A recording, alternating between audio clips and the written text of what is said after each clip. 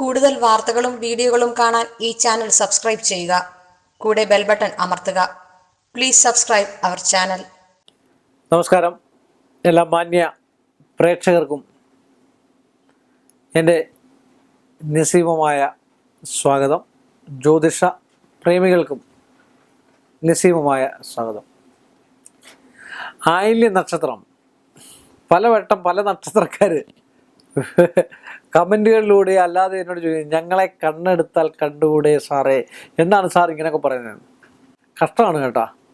ഞാൻ ഉള്ള കാര്യങ്ങൾ മാത്രമാണ് പറഞ്ഞത്. കാരണം ആയില്യം നക്ഷത്രക്കാരെന്ന് പറഞ്ഞു കഴിഞ്ഞാൽ മോശമായ ഒരു നക്ഷത്രം അല്ല, ഏറ്റവും നല്ല നക്ഷത്രം. എത്രയോ ആയില്യംകാർ പ്രശസ്തരും പ്രഗത്ഭരും കലാകാരന്മാരും ഒക്കെ ഉണ്ട്, രാഷ്ട്രീയ നേതാക്കന്മാരുണ്ട് അല്ലേ, രാജാക്കന്മാരുണ്ടായിരുന്നു അല്ലേ.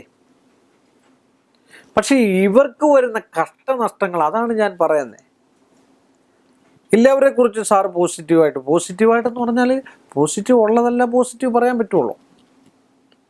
അപ്പം നിങ്ങളുടെ നക്ഷത്രം പറഞ്ഞു കഴിഞ്ഞാൽ പല ആൾക്കാരും ചെയ്യുന്ന മുള വെച്ച് പിടിപ്പിക്കുക, അത് നിങ്ങൾക്ക് ദോഷമല്ലേ. അതുകൊണ്ടാണ് ഞാൻ അങ്ങനെ പറഞ്ഞത്.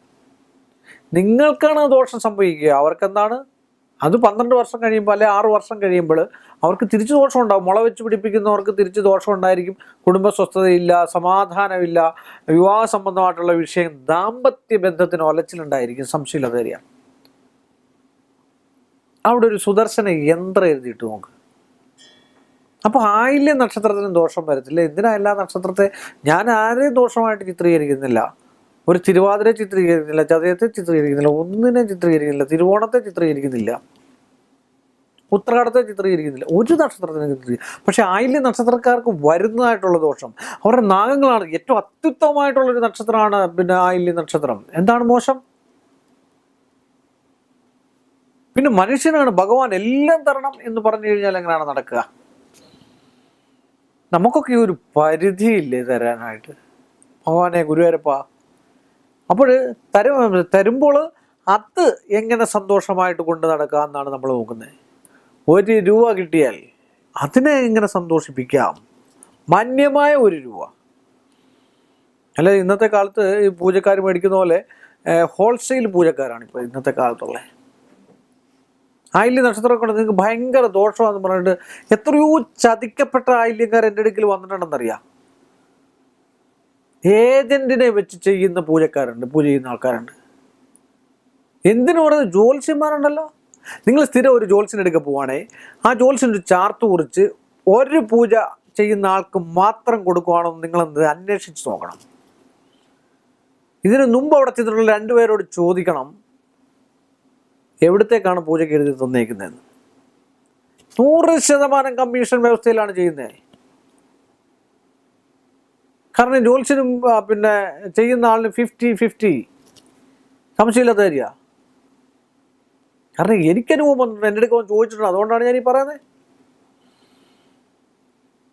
എൻ്റെ അടുക്കൽ വന്ന് ചോദിച്ചിട്ടുണ്ട്. ചോദിക്കാൻ പാടില്ല.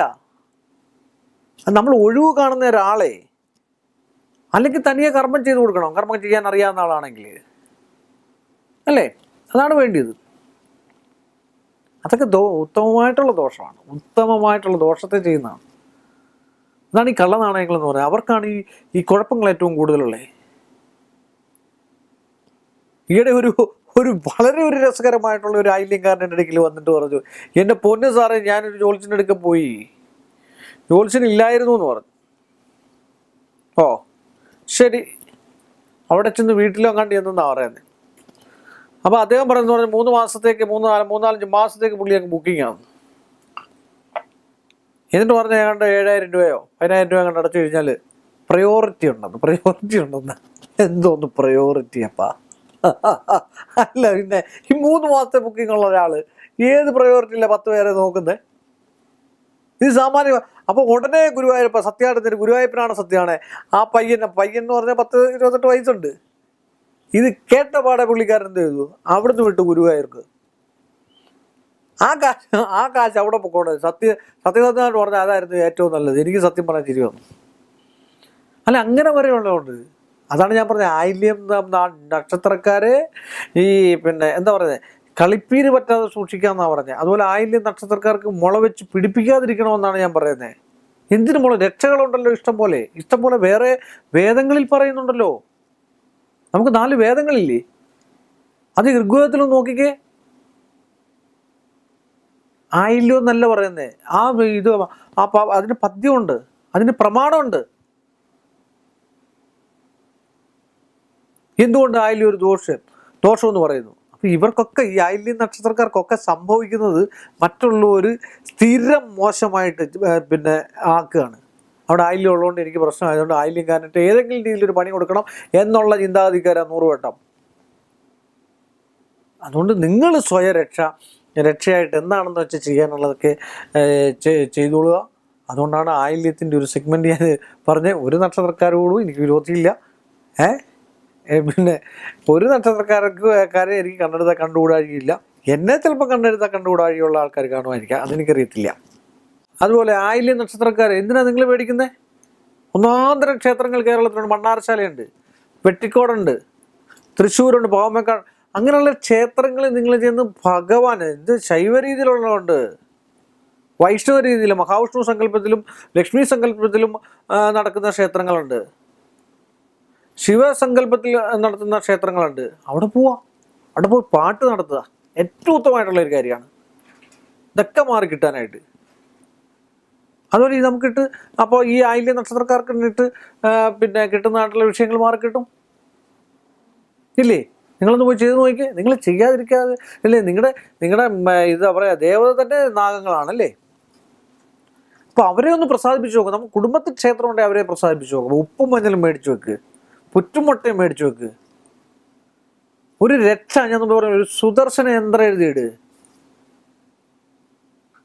നല്ല ദശാംഗത്തോടു കൂടി പീഠപൂജ ചെയ്ത് നന്നായിട്ട് എഴുതാൻ അറിയാവുന്നേ. ഇക്ക ആ സാധനം എഴുതുന്ന ആൾക്കാരല്ല. നന്നായിട്ട് എഴുതാൻ അറിയുന്നത്, ദശാംഗത്തോടു കൂടി പീഠപൂജ ചെയ്യാൻ അറിയാവുന്ന. എന്താണെന്ന് ചോദിച്ചാൽ ജ്യോതിഷം മറ്റു കാര്യങ്ങളെല്ലാം ഒരു വിശ്വാസമാണ്. ഒരുമാതിരിയെങ്കിലും അറിയാവുന്ന ചെയ്തെങ്കിൽ മാത്രമേ അതിനൊരു ഫലം ഉണ്ടാകത്തുള്ളൂ.